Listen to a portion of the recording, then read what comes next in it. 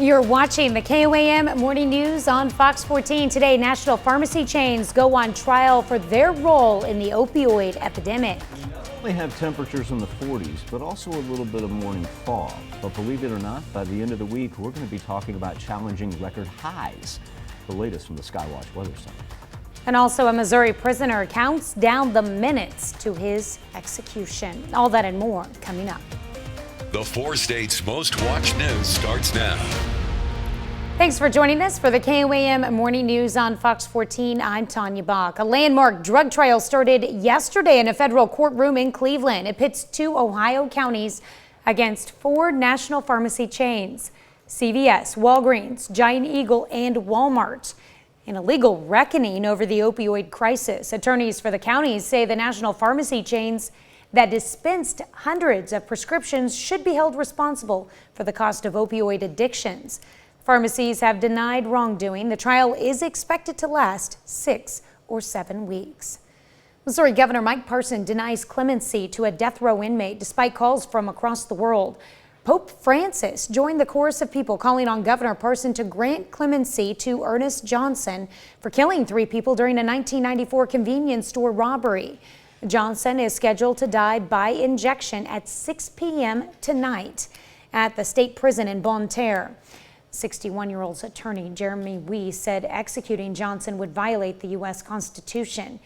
It prohibits executing intellectually disabled people. If Johnson is put to death this evening, it would be the 7th execution in the U.S. this year, but the first not involving either a federal inmate or an inmate in Texas. 4 staters who asked for an extension on their tax returns are running out of time on that extension. The deadline is in just a couple of weeks, October 15th. Around 131,000 Kansans asked for an extension. To avoid delays, the IRS urges everyone to file electronically. There are some taxpayers who might have more time. An IRS spokesman says military members and others serving in a combat zone normally have 180 days after they leave the zone to file and pay any due taxes. The spokesman also said that taxpayers in federally declared disaster areas who already had valid extensions may have their deadline extended. Pitt State handed out its vaccination incentives to eligible students. The university gave students until September 17th to submit proof of vaccination to get a $500 scholarship and to be entered into a drawing to win an $8,500 scholarship. Nearly 4,500 students were eligible. 55% of those submitted valid vaccination records and got the incentives. University employees who got vaccinated each got a $1,000 incentive. The incentives were funded by the Higher Education Emergency Relief Fund. Pfizer made an announcement that new COVID-19 vaccines would be needed by mid-2022. As KOAM's Chris Warner explains, this process isn't anything new. We're nearly a year into the COVID-19 vaccine, and there's already been changes. Booster shots for certain groups have been approved as officials look at booster shots for the general population. But those changes aren't unlike what we experience every year with a vaccine we're all familiar with. You know, with the flu vaccine, it changes each year. You know, viruses mutate, they change, they adapt, and therefore we want to study it every year, and they do a good job of really predicting what the flu vaccine needs to contain. Chad Isaacs with Stone's Corner Pharmacy says there's a reason the flu vaccine changes each year. That kind of immunity wanes over time, as well as differences in the virus. So it's important to get a new vaccine every year. Even if you got one last year, it's important to get a new one each year so you have good protection. Isaac says it's the same way with the COVID vaccine, and the Delta variant is a prime example. But that vaccine's going to change too. Just like the flu vaccine, we're going to have changes because of that virus changing and mutating. You know, the Delta variant and other things have cropped up, and the current vaccine has still been pretty effective against that. But come next year and years to come, that may change. And so they'll continue to develop this vaccine, and that's a good thing. Isaacs adds that changes to vaccines overall aren't uncommon. So that's a natural process. That's not unexpected. And it's important to take advantage of the COVID vaccine we have now, but also realize that there will be new formulas in the future, and those will be a good thing to supplement what has already been started this year. In Joplin, Chris Warner, KOAM News. Isaac says even with the COVID vaccine, it's still a good idea to get your flu shot to ensure you are protected. We finally have a winner. A single ticket matched all 6 numbers to win the Powerball. The jackpot was up to nearly $700 million at the time of Monday night's drawing. A single winning ticket was sold in California. 6 other tickets matched 5 white balls and will get prizes worth $1 to $2 million. Here are the winning numbers: 66, 12, 22, 54, 69, and the Powerball was 15. The lucky ticket holder can choose to get the money gradually in payments over 29 years, or just take the lump cash sum option of $496 million. Huge payout comes after 40 weeks without a grand prize winner. And I'm kicking myself because we reminded ourselves we were going to buy one after noon yesterday, and I didn't do it. I forgot. I didn't get it done. Like many times before. Not gonna lie to you, completely forgot after the noon. I did too. And we, like 30 minutes before we were talking about it. Yes. Things happen fast around here, folks. Man. If we're not constantly reminded, something's going to slip through the cracks. Well, congratulations to whomever won that. I hope it's somebody that can that will put it to good use. Somebody that maybe was in need of a little pick-me-up there. That would be awesome to hear. Live look outside of Television City. Ah, look at that foul creeping up there just on the other side of Highway 69. As far as our Skywatch Storm Tracker and Daily Almanac for this October the 5th, average high this time of year 75. We'll be right on par with that. And we've been talking about Friday and Saturday. That's when we'll challenge some record highs for this time of the year. Our temperatures have really ranged anywhere from 48 to 54. Monette, well, it's Stokesville in at 55, our new clubhouse leader. It had been consistently Chanute at 54. And now that Monette's joined it, but no, Cassville bumps right up there. 48, however, in Pittsburgh and Fort Scott. 46 in Nevada and Lamar. My goodness, 50 in Miami. Skywatch Storm Tracker, it's been a gorgeous, gorgeous morning. So hopefully now that we're 10 minutes officially away from sunrise over Joplin, it'll be 7:17. We can begin a little bit of a warm-up because we're going to have a great-looking afternoon. Wanted to show you the fog on the tower cam because the visibility numbers, while they don't read too bad, still going to pick on Highway 69 and I-49 and those low-level spots as being problematic as you work from south to north. The Skywatch Storm Tracker forcing all the precipitation from the Gulf up toward the Mid-Atlantic. And then just coming out here in really, I'd say maybe the past half an hour or so, Southern California with a slew. Look at that. They've got hail, they've got 60-mile-an-hour winds all throughout the LA area. And the reason I bring this up is because, of course, we've got the National League wild card game, that not until Wednesday now, but we'll probably keep our eyes on some LA weather as the Cardinals run down there to take on the Dodgers in the wild card game. Weather trend for today, sunny skies, highs around 75, 76 degrees. Cloud cover moves in for the late afternoon and evening hours. All the rain, anything we do see is going to be light, stay up to the northeast. Wednesday a little bit more scattered. That counterclockwise movement out of the Ozarks, just kind of shooting it our way, but no precipitation accumulation to be thinking about. Friday and Saturday, that's what we're talking about. 88 and 90. If the record for October the 5th is 91, we're going to get close. We're going to get close on Friday and Saturday. Definitely going to be close. Well, up next, cautious optimism as COVID cases trend downward, and later Russia becomes the first country to film a movie in space. You're watching the KOAM Morning News on Fox 14. The hardest part. Health officials are making yet another push to get more Americans vaccinated against COVID-19 ahead of the holiday season. This as states show a steady drop in the number of cases. Cautious optimism on the COVID-19 front. Most states now reporting improved numbers in the battle against coronavirus. Cases over the last week have decreased or are steady in 44 states, the same for deaths in 36 states. We certainly are turning the corner on this particular surge. The way to keep it down, to make that turnaround continue to go down, is to do what we mentioned, get people vaccinated. But when it comes to gathering in person for Christmas, it's just too soon to tell. We've just got to concentrating on continuing to get those numbers down and not try to jump ahead by weeks or months and say what we're going to do at a particular time. Today, Dr. Anthony Fauci clarified those comments about the holiday season.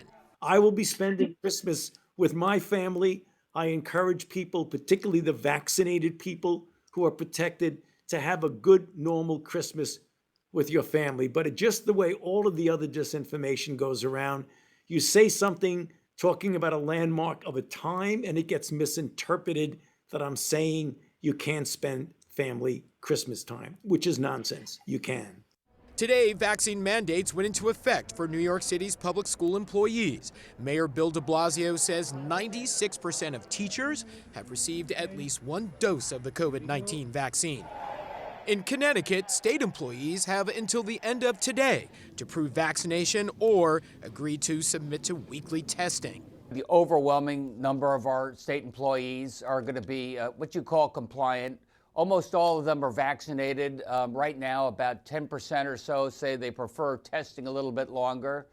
This as a federal analysis now shows that full FDA approval of the Pfizer vaccine did not dramatically increase vaccinations. Pfizer shots saw a 7-day average increase of just 16% following the approval, and the number began to drop soon after. On the research front, the FDA may soon decide if Pfizer's vaccine is safe enough for kids under 12. Moderna and Johnson & Johnson are also expected to request authorization for booster shots. Well, today is National Eat Fruit at Work Day. It's marked every year on the first Tuesday in October. People are encouraged to pack fruit in their lunch, eat it as a snack at their desk, or try a new fruit-filled recipe.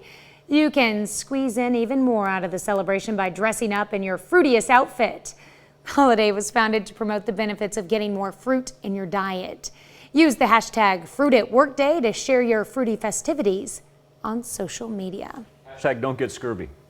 And feel free to post them as long as Facebook and Right. Instagram stay live. I apologize if anybody has scurvy right now. I probably shouldn't have made a joke about that. My bad. True. I had a lemon this morning, which is what made me think about it. A lemon? You got to think, if I drink 3 glasses of iced tea, I'm going to go through an entire lemon. Okay. Yeah. I thought you meant you just like dug into a lemon. I do that when I'm done with the glass of tea. Then I'll go in You and drink I'll your eat. tea and then you just eat a Right, then I lemon just- like an apple? No. I don't eat the rinds. Like an orange then? Right. I will bake with the rinds, but I won't eat those. I'll just rip it off at the peel and eat it. Yeah. Huge lemon fan. Interesting. Dr. Learning more Mendez, about please Michael do this not get morning. mad at me for admitting that. Chastises me for my use of citrus fruit. High temperatures for the month of October so far. I know we're only 4 days in, but a very comfortable 78 degrees. We've just jockeyed in between 79 and 76, and we're going to be right in between those two again today. There's a live look off of 7th and Rangeline. 49 degrees, but that humidity already up to 93%. Now, I don't want to say it's sticky out there because the temperatures are cool, but that certainly has resulted in our problematic fog for the past couple of days. 55 in Cassville, 50 in Miami, and 54 right now in Chanute with a clear Skywatch storm tracker. And the visibility numbers, I've been harping on this, the visibility numbers haven't been bad, but we know from the tower cam that it is a little bit problematic. Skywatch storm tracker for us looking absolutely fine. You can tell where that little patch of cold air moves in there from central Kansas, works its way on the east side of the Ozark, and then down through central Oklahoma as well. But it's forcing everything still to stay off to the east, minus the monsoonal rain that they have in Arizona and the 60-mile-an-hour winds they've been having in LA. Highs today around, around 75 degrees. Any sprinkles we do see going to be in the northeast. Scattered rain for Wednesday, still very, very nice. Then we talk heat wave headed into the weekend. We'll be back right after this. Russia launching a film crew into outer space today, including actors to film a movie. And turns out they beat out similar plans by the United States. It's the final frontier of filmmaking and a first for one lucky star who will feature in the first movie made in the stars. It seems like a role custom made for actor Tom Cruise, known for his gravity-defying stunts like hanging off the side of a plane or scaling the world's tallest building. Last year, NASA said it was planning to make a movie with Cruise on the International Space Station. But the winner of this space race is Moscow over Hollywood. Russian actress Yulia Peresild lifts off Tuesday in a Soyuz spacecraft to travel to the International Space Station in what could be one of the most unusual commutes ever to a movie set. I'm not afraid of anything. I just really want us to make a good movie. And I really want our health, which, as it turns out to be generally good, to not let us down. The lead actress will be accompanied into space by her director. Both had to learn not only their screen parts, but work with professional cosmonauts for months, undergoing weightlessness training with a backup crew, as well as centrifuge tests and parachute drills. During this time, they really tortured us. They didn't beat us up, though, but made us memorize a lot of unknown abbreviations and squeezed us completely. The two will spend 12 days filming on the space station. Cosmonauts on the ISS will also appear in the movie, which is currently titled The Challenge. And that is what the actress says she expects the experience to be, as she and her colleague will have to play multiple roles. Since he will have to be a camera operator, director, and a lighting engineer, I will have to be a makeup artist, costume designer, and an actress. Fans will have to judge if the film becomes an international blockbuster, but its out-of-this-world location already makes it a groundbreaking movie. Yulia Peresild, the young actress, was giving her sound bites there. I don't know if anybody caught this, but that first sound bite she had, the gentleman on the right sat back and rolled his eyes. I think the last thing you want among your cast and crew is discord as you head into space. We'll see how this thing turns out. We'll be back next. It's time to honor today's four-state hero, Sergeant First Class Donald Fitz III in the U.S. Army. The Columbus, Kansas native is currently serving with the U.S. Army Aviation Logistics School in Virginia. He served 3 tours overseas, fighting in both Bosnia and Iraq from 1997 to 2005. Fitz is the recipient of the Bronze Star Medal. To Donald Fitz III, we thank you, our four-state hero. St. Louis community members gathered together to honor the lives lost during the pandemic. Robert Townsend has their story. They united on a somber Saturday night at the popular Sheldon Theater. Usually people pack the Midtown St. Louis Concert Hall for festive, fun events. This night was anything but jolly. Very tough. It was a chance for Lita Taylor and dozens of others to unite at the Requiem of Light COVID-19 Memorial. Earlier this year, Taylor and her husband survived their battles with COVID, but Lita's 75-year-old aunt, Christine Casey, died. I wanted to support the cause for it and to share her memory. She left too soon.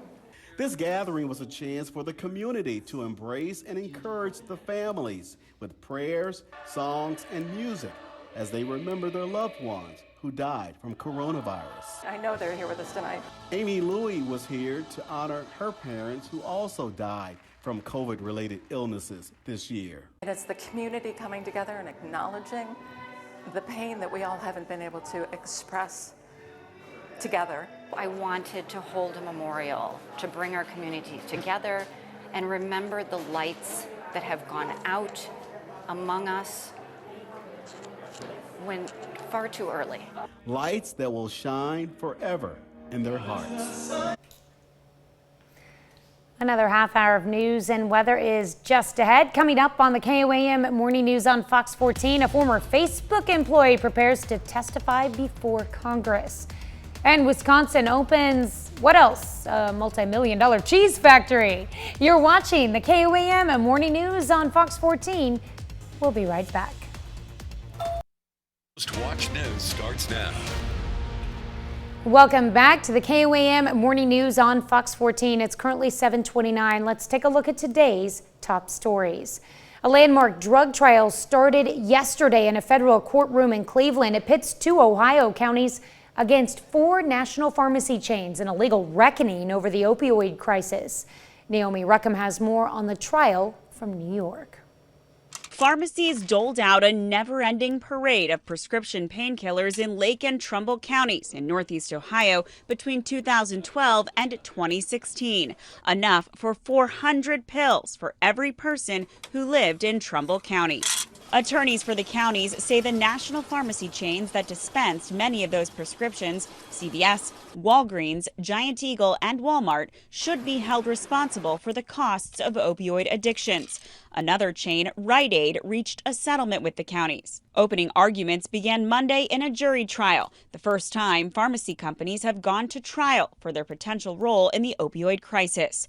Another federal lawsuit in Ohio against the nation's 3 largest drug distribution companies was settled for $260 million just before it went to trial in 2019. This settlement helps us address the mitigation of the terrible damage that's been caused. Fawn Goodell is the director of Ohio Start, a program that works with families struggling with substance abuse. How bad really is it in Ohio from your eyes? Currently this year, the last statistics that I had heard, we are on pace to have more overdoses this year than we did in 2017, which is when we think of the height of the opioid epidemic. If the counties win in court, any judgment could be used to tackle the crisis. We need to make sure that we're getting services to families and kids any way we can, and sometimes that comes through money and accountability. The trial is expected to last 6 or 7 weeks.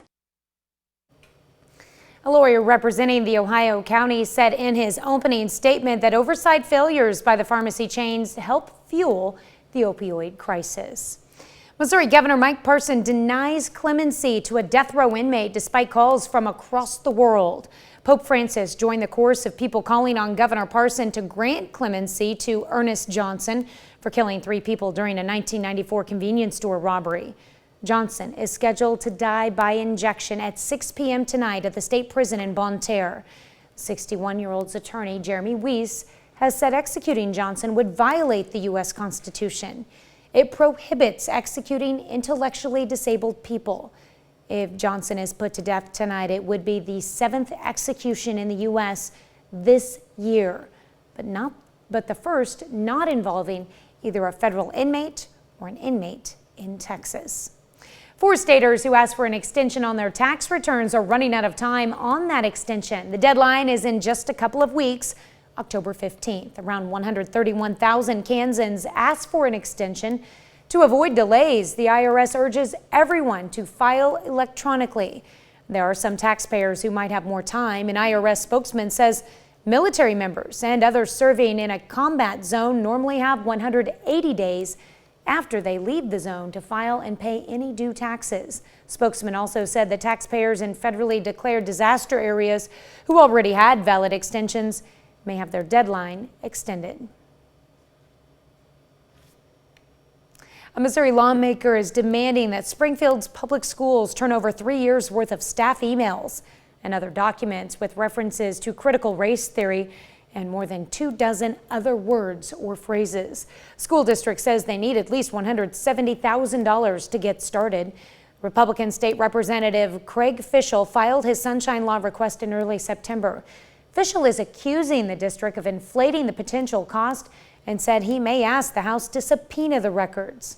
District spokesperson Stephen Hall said Fischel's request is extraordinarily broad and could require thousands of hours of staff time. 1,000 trees are finding new homes in Joplin and Kansas City. Spire Natural Gas partnered with Forest Relief of Missouri to distribute the trees as part of what Spire calls its commitment to communities and the environment. Yesterday, Spire volunteers loaded and transported the trees to sites where 25 organizations, including churches, neighborhood associations, and city parks, picked them up at no cost. The volunteer effort is part of Spire's Day for Good initiative, which gives employees 8 hours of paid leave each year to support an organization or cause of their choice. Missouri Southern's Japan semester continues this week in the Spiva Gallery with an exhibit of the works of an artist called Nishi. His medium is pottery, through which he says he strives to create work that resonates within himself and brings out inner peace, and hopes that the natural simplicity of his pottery can bring the same peace to others. In the Western world, paintings and sculptures are sort of the high point. whereas in the Asian world, ceramics is right up there with painting and sculpture in importance, as well as paper and fibers and a lot of other things that in the West that we would kind of consider to be secondary. This week's Japan semester offerings also included a presentation called Black Ships to Little Boy, a history of American-Japanese relations. KOAM General Manager Danny Thomas is a Hall of Famer. The Kansas Association of Broadcasters inducted Danny into its Hall of Fame during a ceremony on Sunday. Danny has served at KOAM for 34 years. During that time, he oversaw the launch of our sister station, Fox 14, spearheaded numerous telethons, including one that helped launch construction of the Ronald McDonald House. The KAB Hall of Fame Award is the highest honor bestowed upon an individual by the Kansas Association of Broadcasters. Congratulations, Mr. Thomas. Well, people took to their pets to be blessed as Brazilians celebrated the day of São Francisco de Assisi, or in English known as the St. Francis of Assisi. Cats, dogs, serpents, and among other animals and their owners gather every year at the São Francisco de Assisi Church. The celebrations include masses, a bazaar, and blessings for the animals. Due to the pandemic, the number of people with their pets was limited. Born in 1182 in Italy, Francisco is not only a saint, but he also founded the Franciscan order. He believed household pets and livestock also needed to receive the blessings of God and became the patron saint of ecologists and animals. Nice little background lesson right there. I enjoy that. A little history there. All right, now the glow cloud can do its thing and start to burn off some of this fog. There's a live look outside of Television City. The fog hasn't been as thick as what we had yesterday, so that's a good thing. But we have seen our pre-sunrise dip in temperatures where now we've got more high 40s than we do anything else. That includes 49 in Joplin and in Pittsburgh, though Miami and Nevada in there. How about 47 in Parsons? 54 still, though, in Monette and in Cassville. Skywatch Storm Tracker has been gorgeous, entire Midwest sitting with a high pressure system. Any rain that we do see, northeastern corner of the 4 states, and it's going to be light and quick today with highs around 75 degrees. We'll have a repeat performance on Wednesday, but our rain a little bit more scattered as it'll work in from the eastern side of the Ozarks, and then get ready for some extremely warm October temperatures to finish off the week and head into the weekend. We'll be right back with more KOAM Morning News on Fox 14 right after this. A day after Facebook suffered a worldwide outage of several hours on its platform, a Facebook whistleblower speaks to a Senate Commerce Committee. That's going to happen today. Her name, Frances Haugen. She's expected to claim her former company did little to stop the spread of misinformation because it wanted to drive up profits. Laura Podesta with the whistleblower's story. Facebook whistleblower Frances Haugen testifies before Congress today.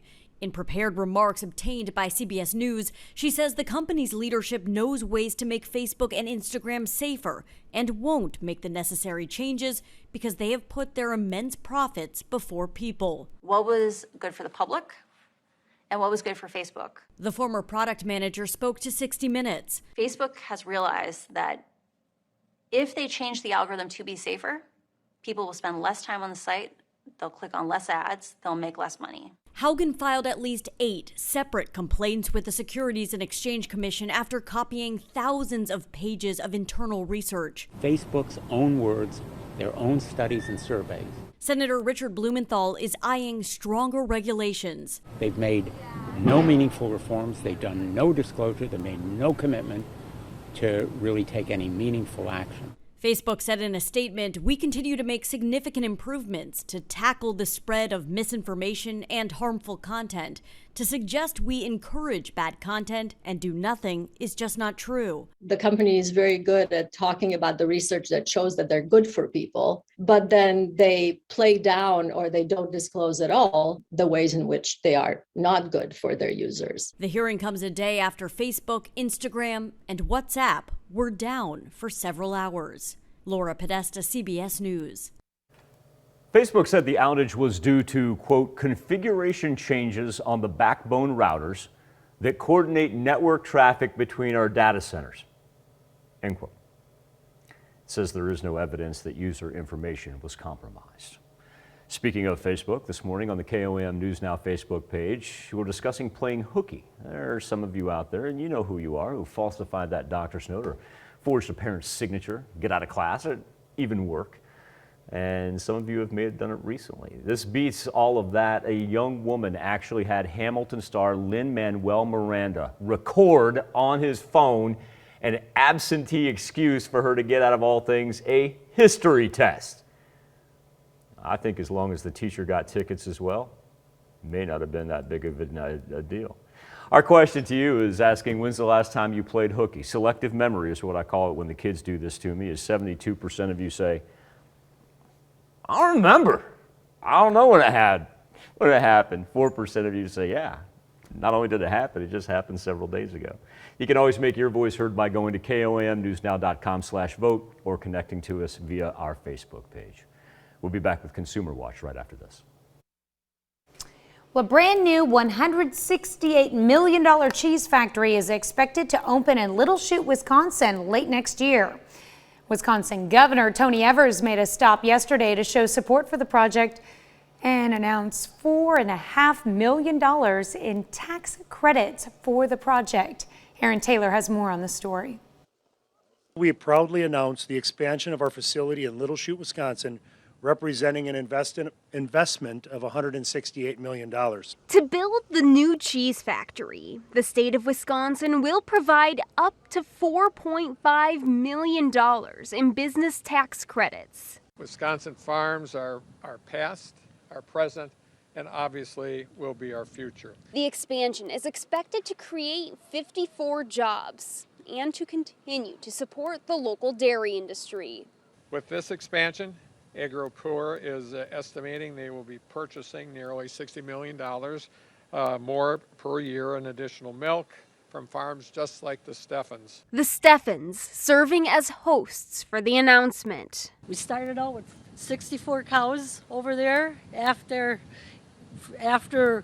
a number of years, we built our new building that houses 120. The expansion makes one less thing for the family business owners to worry about. We'll always have a place for our milk to go, and I think that's important because farmers don't always know, if that's going to be a continuing. This plant is going to be a destination for Wisconsin's high-quality, nutritious milk supply that comes right here from farmers in this area.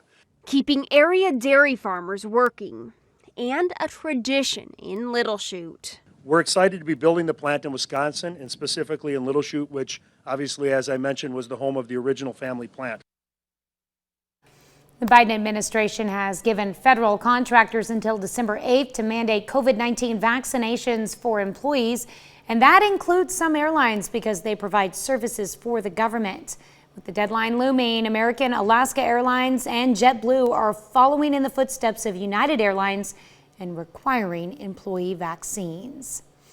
42 million Americans who rely on food stamps are seeing a rise in their benefits. The government says the average recipient of its Supplemental Nutrition Assistance Program will receive an increase of 27%. It's the largest increase in the history of the program. The boost kicked in on Friday. We'll be right back with more after this, but first, let's take a look at the market prices before the opening bell.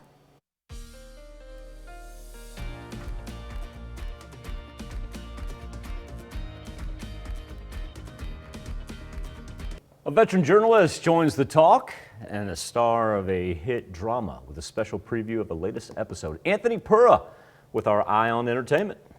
DOJ. The star of FBI Most Wanted is giving fans a sneak peek of tonight's episode. We come in and we very specifically operate towards one particular task. We're very good at what we do, and we don't stop until we get the bad guys. Julian McMahon's character and his team look into the murder of a judge known for serving harsh sentences to juveniles.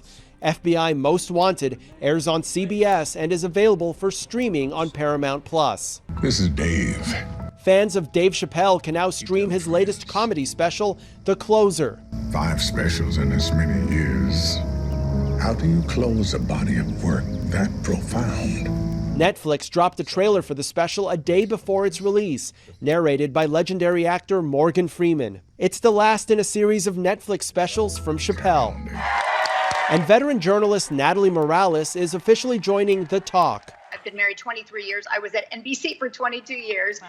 So I had a wonderful time there, but it's always exciting and new to, start something different. Morales is leaving NBC after more than 2 decades, recently stepping down from her role on The Today Show.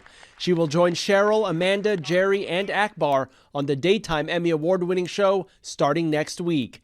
That's your Eye on Entertainment. Anthony Pura, CBS News, Los Angeles. All right, let's get down to it. The intersection was bustling while Anthony was talking, and then sure enough, the lights go green. There we go. Now we're picking up the traffic. Maybe even have some heaters on in the car this morning. 49 degrees is where we currently stand in Joplin with the very high humidity.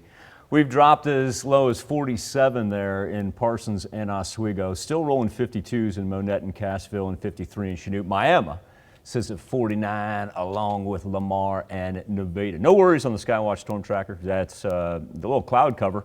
Helps us out, and we'll get some this afternoon and evening that'll carry us into Wednesday morning. Keep us out of the 40s here for the next several days. You can tell right where that, because you get that cloud cover right in here in the eastern portion of Missouri. And you'll notice from the color contour how it just kind of carve out that cooler air for us. And it's a result of coming off the Great Lakes, the jet stream, that mid-level jet right there, comes off the jet stream. So it's all the way down to the Gulf, grabs that moisture, and then is going to feed them thunderstorm activity. And then we not only have monsoonal rain in Arizona, but we've got thunderstorm activity that's resulted in hail and 60-mile-an-hour winds on the west coast in Los Angeles. And now we're not going to see any changes in the severe thunderstorm risk map. That'll pretty much be geographically where they're going to stay all day long. The watches and warnings do include flash flood watches for the deep south through portions of Mississippi, Alabama, and Georgia.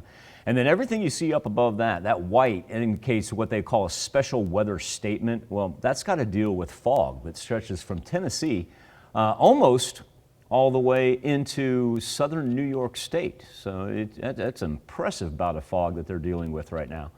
Talk about the tropics real fast. While we don't have any named storms, this is the one that we're going to be looking at. It's not going to become named anytime soon, but this system is very disorganized right now. When we get the cluster and it gets really tight, that's when we see it become a named storm. But it's going to veer to the northwest, so it will head toward the mid-Atlantic for the weekend. Highs today in the mid-70s, very nice fall weather, can't beat it. A little northeast breeze, 5 to 10 miles per hour. Overnight, here's what the clouds do, keep us in probably mid-50s is as low as we're going to see for tomorrow. Rain for today, we keep a 10% chance in, far northeast corner. And then as we get into Wednesday, a little bit more sporadic, flipped over from eastern portion of the Ozarks there, and counterclockwise motion that it has before it just kind of hangs around. Not looking at anything severe by any means. Then get ready for the heat. 88 on Friday, 90 on Saturday. We're going to be talking about challenging some October records there. What would that be? 5, 6, 7, 8. For the 7th and the 8th, be talking about challenging some records. We'll be back, wrap up this edition of the KOAM Morning News on Fox 14 right after this. Hi, I'm Scott. Welcome back to the KOAM Morning News on Fox 14. Here's what's happening today. A Senate subcommittee will hear from a Facebook whistleblower today. Francis Haugen says the company knew its platforms were being used to spread misinformation, but did little to stop it. The hearing comes a day after a technical glitch knocked Facebook, Instagram, and WhatsApp offline for several hours. Officials are working to pinpoint the cause of a massive oil spill just off the coast of Southern California. An oil slick measuring 13 miles long was first spotted on Saturday. Investigators say a ship's anchor may have struck a pipeline on the ocean floor. And NASCAR's Bubba Wallace made history at the Talladega Super Speedway yesterday, winning the rain-shortened Yellowwood 500. Victory was the first of Wallace's career. He's only the second black driver to win a race in NASCAR's highest level. First was Wendell Scott, who did it in 1963. Let's check in with Michael with a final look at your forecast. Pretty seasonable fall weather for the next 2 days, mid-70s with plenty of sunshine. Got a better shot for rain tomorrow than what we do today, but it's not going to be anything severe, nor is it widespread. Then we got the heat wave coming for us for the weekend. Well, meet M&M, Budweiser's newest Clydesdale. Anheuser-Busch announced his birth last month at Warm Springs Ranch in Boonville, Missouri. That's the breeding and training facility for the Budweiser Clydesdales. Now, his name is spelled the same as the rapper Eminem, that after the first initials of his mom, Marcy, and dad, Miles. He'll have to undergo years of training before he can even try out to join the Budweiser Clydesdales traveling team. By then, he could be about 6 feet tall at the shoulders and weigh as much as 2,000 pounds. The ranch was not open during my formidable days in central Missouri. Opened about in 2008, I believe. So I didn't have a chance to go there, but I've heard it's absolutely gorgeous. Just outside of Columbia, Missouri, off the old Dwight D. Eisenhower highway right there. I want to thank you all for joining us and letting us put the good in your morning. Back with more news and weather when we see you at noon. Have a great morning and an even better day.